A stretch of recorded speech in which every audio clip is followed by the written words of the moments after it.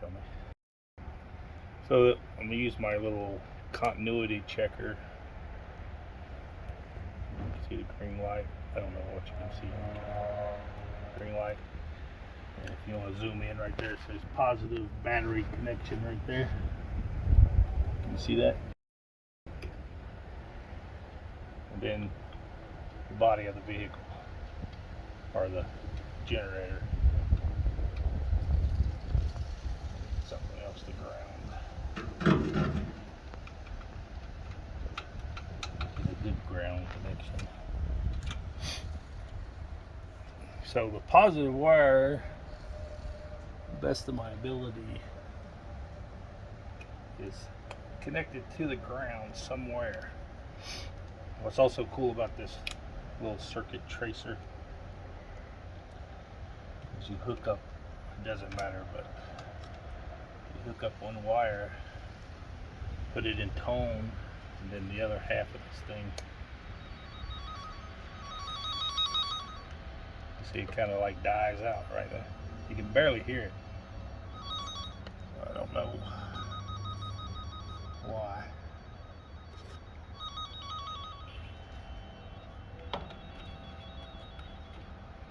You barely hear it right there. So I gotta crawl under this sucker and try to find this wire where it goes.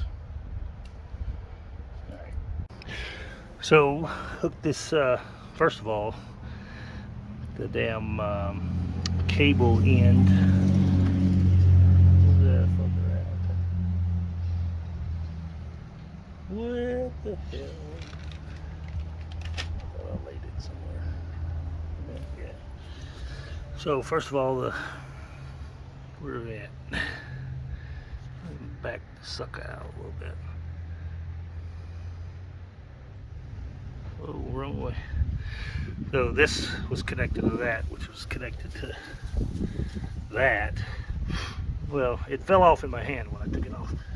So you gotta crimp that back on. But I tried my little tone tester, and the whole damn truck was, or the camper was beeping basically.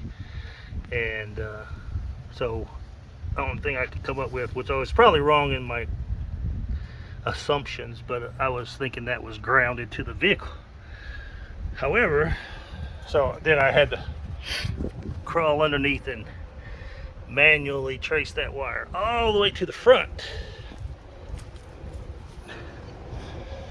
and found it was connected to the negative post.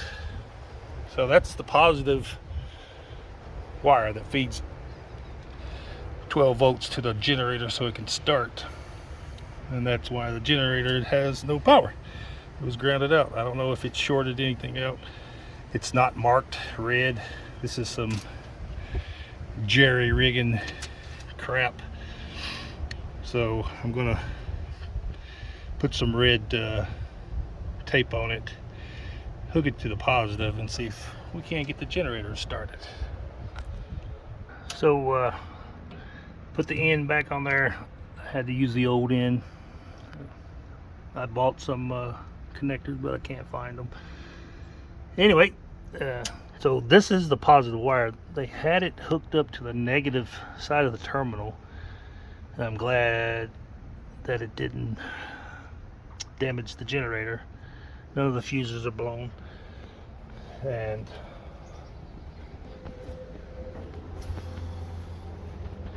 so we hooked it up here. This is that wire for the generator. And then this is your main ground. And then these wires, I'm not sure. I think this is a fuse back here, but this wire goes into this, and then this loop goes over through another, I think, fuse box or fuse down there. You can see it. And then it loops. So it comes off of that battery. This is weird. I don't know what's going on. I mean, not really. So it loops off, goes to that terminal, which both of those wires come over here One of them plugs into here, the other one goes through that loop, but then that white wire right there goes down through this tube here somewhere. This tube somewhere down there. I don't know where. I've got to go back under there and put all the zip ties back on. I cut 90% of them off trying to trace those wires.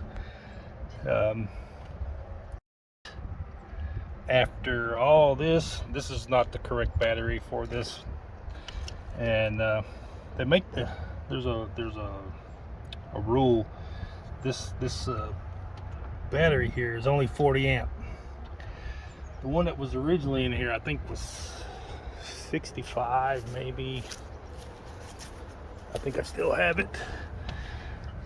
This battery was in there before and it was 55. Yep, so 55 amps.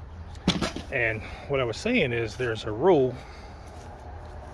So this camper, this RV, came with that other battery over there in here. That battery's dead. I'm gonna try to recondition it, but we'll see.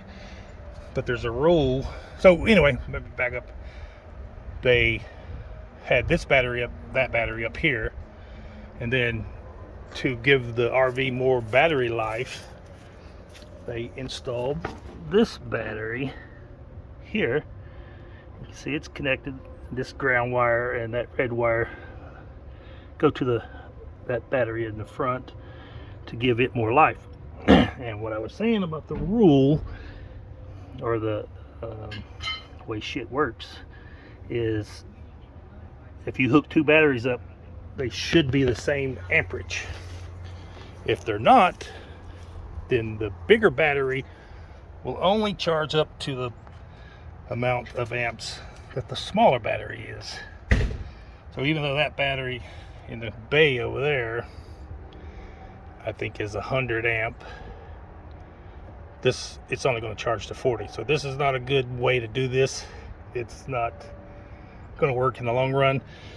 But as you can see, this is a small battery. A big battery, like that size battery, will not fit in this compartment. So what I'm going to try to do is, instead of having a battery here at all, just connect the wires, leave them connected, in this bay, and run the whole thing off of two batteries I'm gonna put inside the side pocket over there. But after we did all that, trace the wires, everything, come around, and I don't know if you can hear it or not, but the old gen cranks up. We have power on the microwave. The air does work. And I checked the amperage.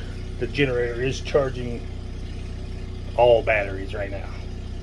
So if you have any suggestions, comments, I would really like to hear. I bought this thing terrible shape. I'm having the upholstery redone.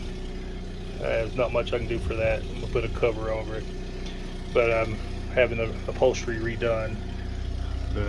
There's a headboard thingy that goes here. Having all that recovered. A friend of mine is doing it cheap. Anyway, if you have any suggestions, we can help me out. I really would appreciate it. Thanks, and I'll keep you up to date on this. Yeah, so this is the next project on here, I guess you could say, is this battery. I replaced this battery. There was another battery. Actually, there was two batteries. I'm going to hook those back up, or two new ones. This is new. I have getting another one. Hopefully we can put in there. But all this was, they had an airbag. Get my finger out of the way. It had an airbag system in here. I'm taking all that out. I put shocks back on it. The airbags wouldn't inflate. I couldn't find any leaks, so I don't know what's going on. I'm not going to deal with it. Just going to take them out. I haven't taken them out, but I'm going to take the bags out. But I have put shocks on and stick another battery in here, so I'll have these 2 batteries, nothing up front to worry about. And all these wires ran these lights, so I'm going to hook these back up. They had a small inverter mounted up here. It's only like a 500 watt, so I assume they were only running small stuff. And then these junctions plugged in there. And there was another one here. I may or may not, and then this wire too. I may or may not try to redo that. I don't have an inverter, and don't know if I don't know, a light. I don't know if I'd want to sit and watch TV running off the batteries, because the way it's hooked up now is maybe that's what those little things, if they're diodes and they won't let these batteries drain the main battery, then okay, I could still crank up, but I'm not sure. Anywho, put another battery in here. Definitely hook these up to have little 12-volt lights. There's another one.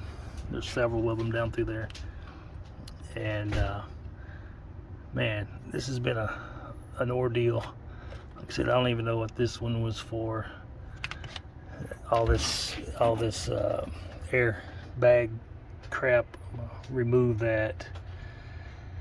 If it worked, the airbags would be awesome. But, and you can see there in the dash.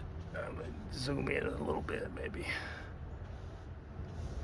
Yeah, so there's the gauges, and you see that freaking mess of wires hanging in there. So I'm gonna try to well, it's like a long process. I'm gonna try to get it going, working properly. Go camping.